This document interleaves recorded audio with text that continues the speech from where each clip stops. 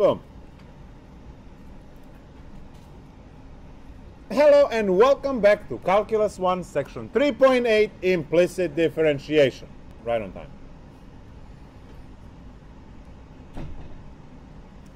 We start by realizing some things first.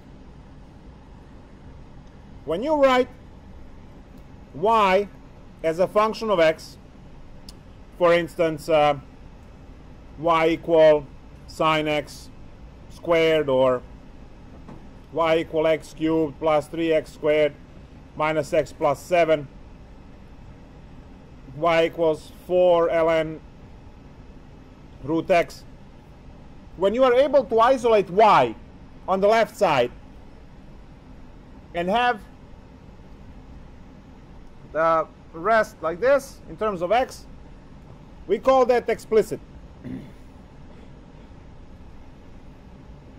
When you are not able to separate, we call those relations implicit.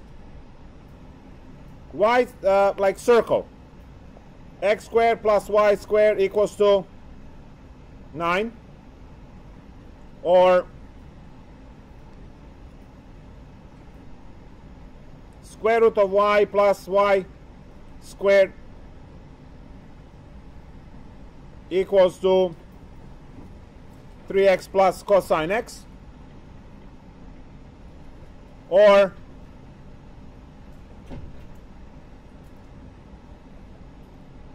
sine 1 over y is equal to xy plus 9. These are implicit. They're not functions, but they're explicit relations. So if you are able to write y equals everything else, it's called explicit. If you're not able to do that, it's called implicit. So that's the first thing that you have to know. Next, if you say y equals, let's say, sine x, you know that you can differentiate both sides. What you get is that the derivative of y in respect to x is cosine x.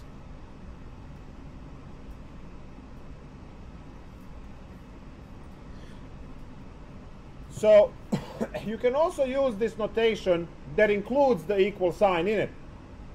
You are taking the derivative of y on the left side, you just get dy dx. And you are taking the derivative of sine x, you're getting cosine x. Important thing is to understand that you took the derivative in respect to x, which is why this changed.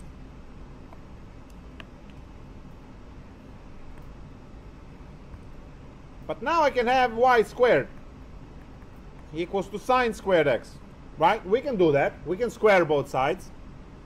And the question is, can I differentiate both sides now in respect to x?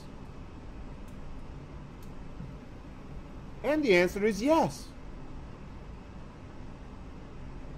Because I know chain rule. You see, I can differentiate y squared because y behaves as the outer function of x. Right? It behaves as that f, and this thing behaves as g. So, if I'm differentiating y squared, I'm just going to say 2y dy dx is that chain part. I don't know what y is, but I have to write dy dx there because that's times the chain rule. Equals to 2 sine x cosine x. And you can see that I can solve this for dy dx and get the derivative alone. So 2 sine x cosine x divided by 2y, and then these guys drop. Now look what y was. Y was sine x. When you plug that in, you still get that the derivative is cosine x, just like you had it before. It's awesome. Squaring both sides should not change anything. and it didn't. But we got sine x cosine x over y.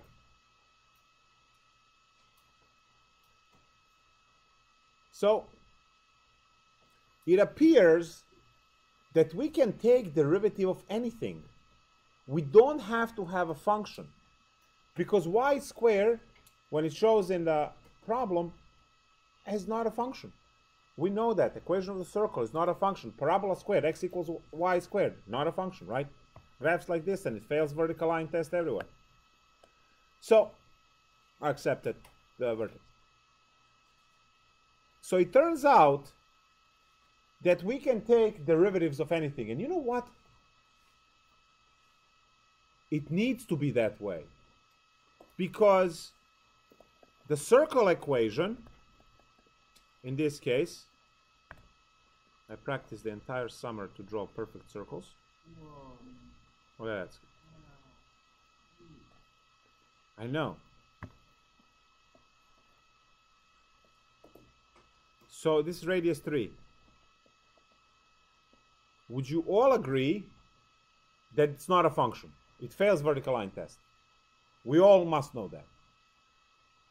But it has tangent lines everywhere. You can draw tangent lines for days, right? And if there are tangent lines, their slopes were computed through what? Derivative. Right? Well, that was the first sentence we wrote today. So follow the logic backwards. I have a curve.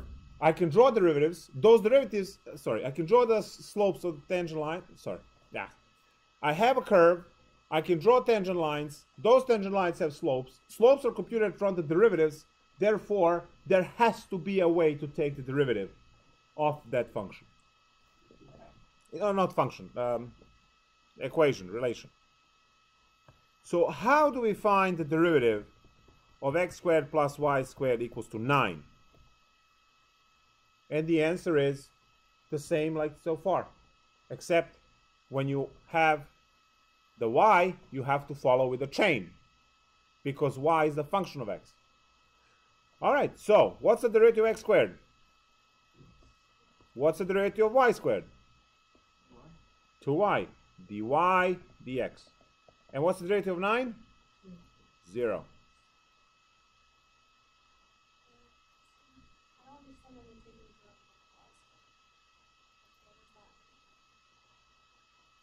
You can take derivative of anything. What it means is the chain rule. You see, when we take the derivative of f of g, right? The function g is plugged into function f. You take the derivative of the outside, which is f, in this case y squared would give you 2y, and then times the derivative of the inside, which is this piece.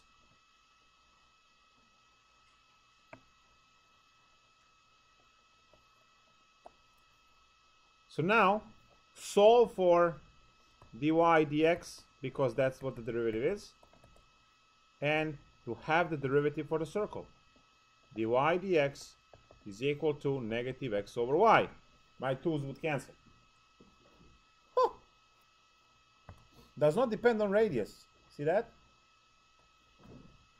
The derivative of the circle is negative x over y. So we take the derivative term-wise. 1, 2, 3. Right? Take derivative of each piece independently and get this stuff.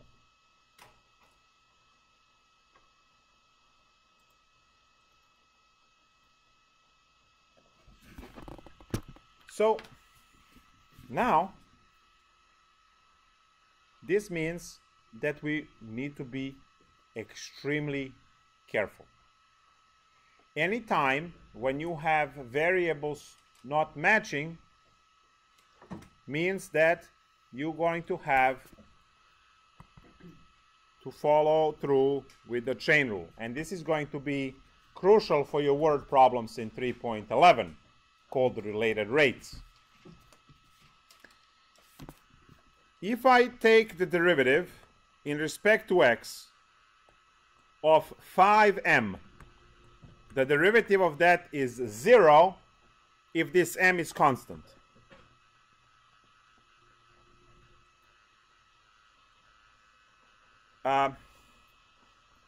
But if m is a function of x, then the derivative of 5m would be 5 dm dx. So you have to be careful what's the function and what's the constant. In the first example here, m was defined as a constant, so you can think of it as 10. Derivative of 50 is 0. But in the second one, m is defined as some kind of unknown function of x. Well, copy the constant, and the derivative of that unknown function with respect to x is going to be dm over dx. So now this changes the game. Changes the game a lot. Because we have to be able to recognize these things, and for that we have the notation. Now I promised that I will discuss certain things, so let's discuss that first. If you define loosely y equals ax squared plus bx plus c, we are pretty much agreed in the society on variables and things in here. And then you want to take the derivative. You say y prime is 2ax plus b. But then someone else comes along and said, no. Y prime is actually x squared. And the third person shows up, oh, no, y prime is actually x. And the fourth person goes, oh, wait, hold on, guys, I think it's 1. Who's right? Exactly, all of them are right. All of them are right. Now you're going crazy. What do you mean? If you take the derivative of x squared, you get 2x, and that's the end of the story. Yeah. But when you have letter A and a letter X and a letter B and a letter C, and you don't clearly define which one is your variable, all hell breaks loose. This A could be a variable acceleration, which I am following, and I need to take derivative in respect to that for whatever reason. So now you see that y prime as a notation is a garbage notation because it doesn't tell you what are you taking the derivative in respect to. Also, just writing y is bad enough because I need to know what the independent variable is, which is the reason why we have f of x, or y of x, or y of t.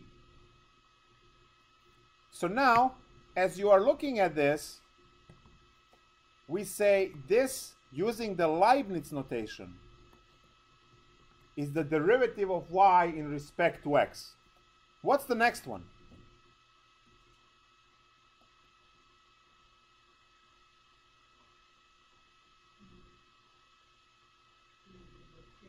Derivative of a. Very good. If a is independent variable, then everything else is a constant.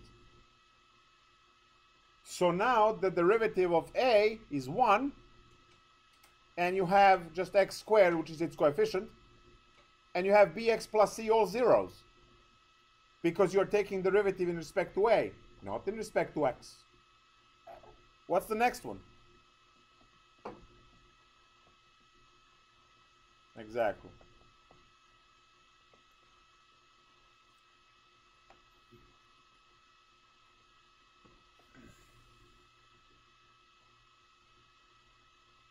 It will take some time for this to sink in. 99.7% of the time, we work with this.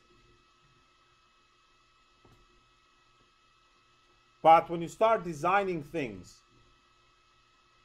you're going to measure rate of change of a lot of other things other than just distance. which is generally denoted by x.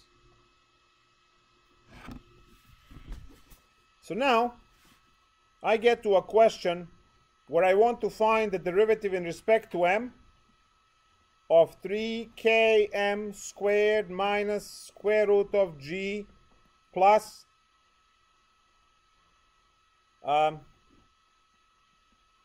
sine m equals to 16r.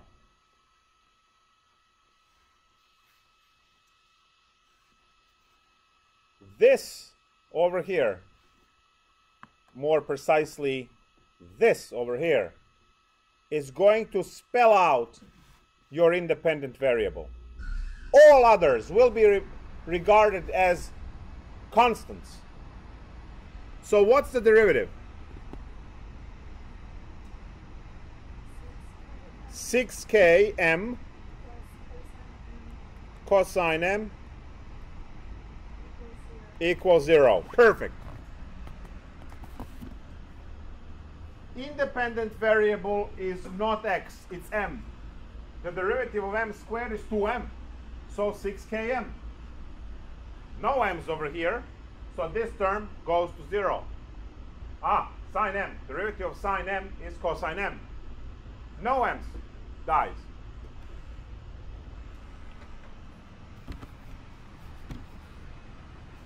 So this is what we have now as more advanced stuff. The game slightly changes when you say that one function is the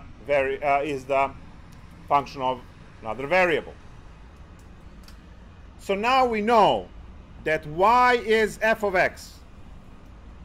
And if I have to take the derivative in respect to x of 3y squared plus y minus 1 equals sine x plus 6, we are going to do this term by term. Now note that equal sign is already used up, so you have to go to the new line and write the entire equation, which will have an equal again.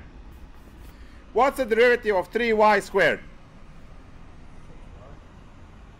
Keep talking.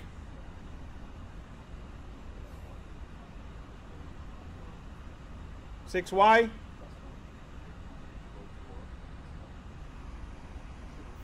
Six y. dy dx. Chain rule. Y is the function of x. I just defined that right here. Plus the derivative of y is dy dx. Minus equals cosine x plus 0. Just for the hell of it, there's the chain rule for that differentiation as well. Now, you can verbalize this, if that helps, this way. Now, I need you to look and listen what I'm saying. You looking? The derivative of 3y squared is 6y, and I took the derivative of y in respect to x. Plus, the derivative of y in respect to x is 1, and then I took the derivative of y in respect to x. Equals the derivative of sine x is cosine x. I took the derivative of x in respect to x. And then plus 0. Y is plus 6. Plus 0. The derivative of 6 is 0. We don't need to write this dx over dx because it's 1. But you see how every derivative you took so far, we never mentioned it, it's always there. Dx over dx as a chain. When you take the derivative of x squared is 2x, and you took the derivative of x in respect to x. But because that cancels to 1, we never bothered. So it's kind of like just showing somebody what you did. Well, it's a chain rule piece. So if the variables do not match and their functions each other, you have to follow with the chain because of the chain rule. And those are these puppies here. Now, what you do is you solve for those. We factor out dy dx. You get your 6y plus 1 equals to cosine x. And there is your derivative. Observe that your derivative is in terms of y. Welcome to implicit differentiation. But still, if you give me the point in space x comma y, I plug it in and I get the slope m for tangent line. Hello, tangent line problems. Tangent line problems for chain rule, quotient rule, implicit differentiation, whatever we do, tangent line problems. So this is the derivative. And you see it's in a right form. Derivative equals blah, right? We can take derivative of anything. It's not going to be for the integration, not by far. Just integrate certain things. Derivatives, because of this rule, work on everything. So let's take a look at the famous equation x equals y squared. Right? That's your sideways parabola. Looks like this. Is it a function? Hell no. Does it have tangent lines everywhere? So it must have derivative. What is the derivative of this? What is the derivative?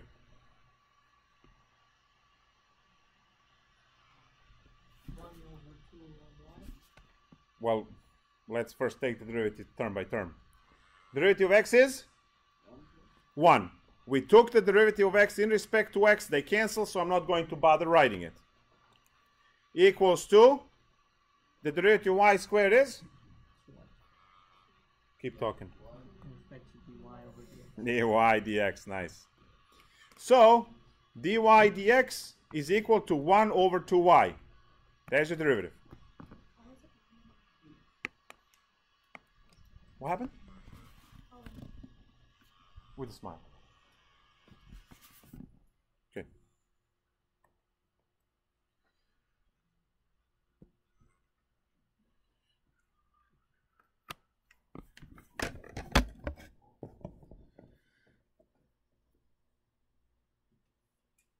So implicit differentiation, when it doesn't match the variable, right? It's immediately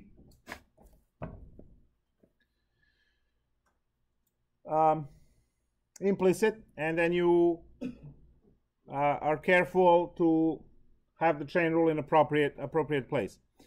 Problem 28. Find the tangent line at 1, 1 for x cubed plus y cubed is equal to 2xy. First step of tangent line procedure is? What's the first step? Find the derivative. Good. All right, let's find the derivative of x cubed plus y cubed equals 2xy. Great. So what's the derivative of x cubed? 3x squared, dx over dx. They cancel. Plus the derivative of y cubed is?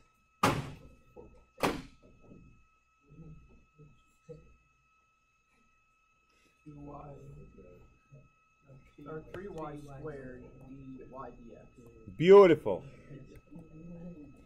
What's the derivative of the other side?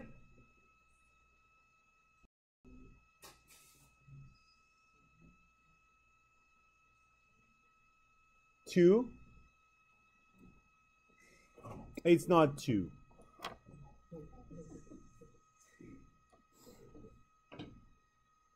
What's the derivative on the other side? Y plus 2x dy over dx.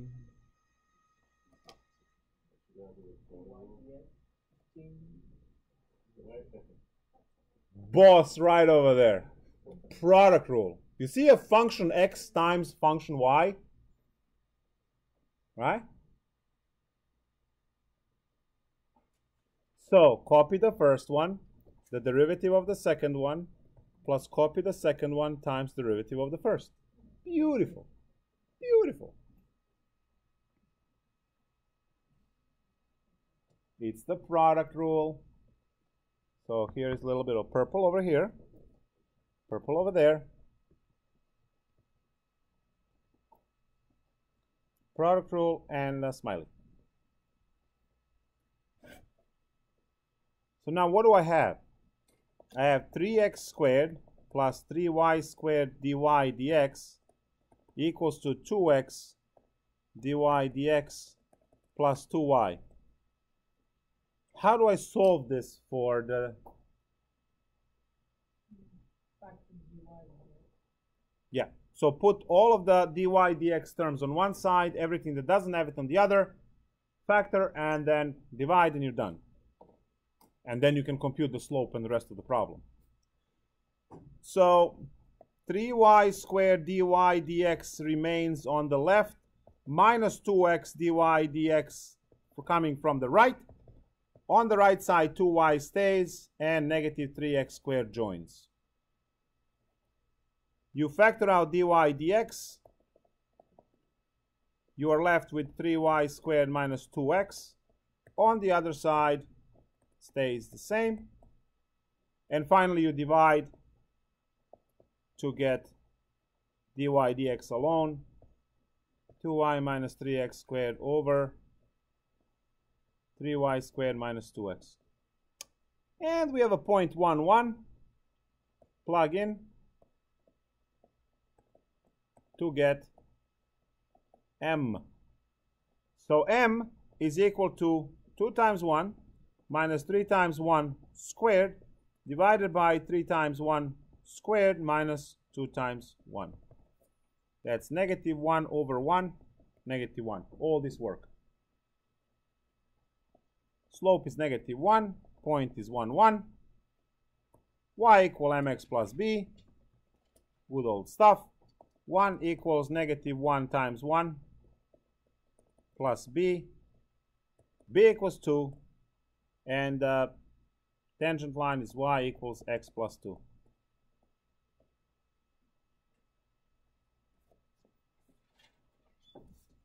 Same problem. Derivative, a tag more complicated.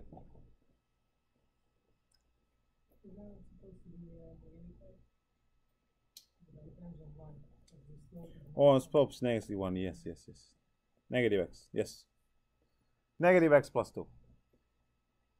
Now I want to show you a really interesting thing over here. You see this equation here? And then we did all of this work to get it up to here so that we can figure out m. You're going to plug all of your stuff right there. It would just be 3 plus 3m is equal to 2m plus 2. And you're done in one step. M replaces the derivative when you plug in the point. So this equation would just be 3 plus 3m equals 2m plus 2, from where m is equal to minus 1 right away. If you decide to plug everything in here, rather than going and solving for derivative, through extra algebra and minus signs and things that make your head explode. Plug in x equals 1, that's 3, y equals 1, that's 3, that's m. You remember that derivative becomes m when you plug in the point. So now that you're plugging in all x's and y's, your dy dx changes into m, which is a slope. It's that particular slope for the tangent line going through 1, 1. So 3m, so 3m equals 2m plus 2. And you can calculate from there. If you take a look at the graph for that in the textbook, which is the problem 28, this particular equation gives you this shape. Clearly not a function. Draw a vertical line, it fails 3 times, right? So not a function. But then, you see the tangent line at 1, 1, blue point, has this, and look, it goes through 2. Negative slope, it goes through 2 and 2, so that's a negative 1 slope, right? 1 unit down, 1 unit over. And it goes through 2. You could actually just read that off of the graph. You don't have to do any calculations. But we did the calculation for the slope to show that it is it's good.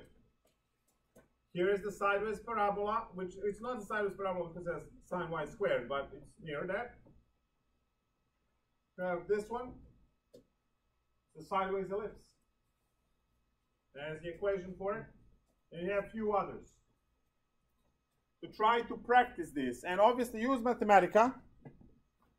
Use Mathematica to graph the shape, graph the tangent line, make sure they meet at the point that they're supposed to meet. They touch at one point, and make sure that obviously touches the curve and so on. And we'll do more examples of this. This is all for implicit differentiation.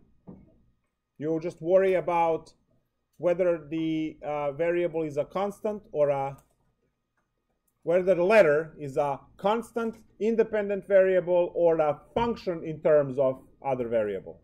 That means that the derivative of it will be either 0 or x or with the chain rule. So I will see you all next week.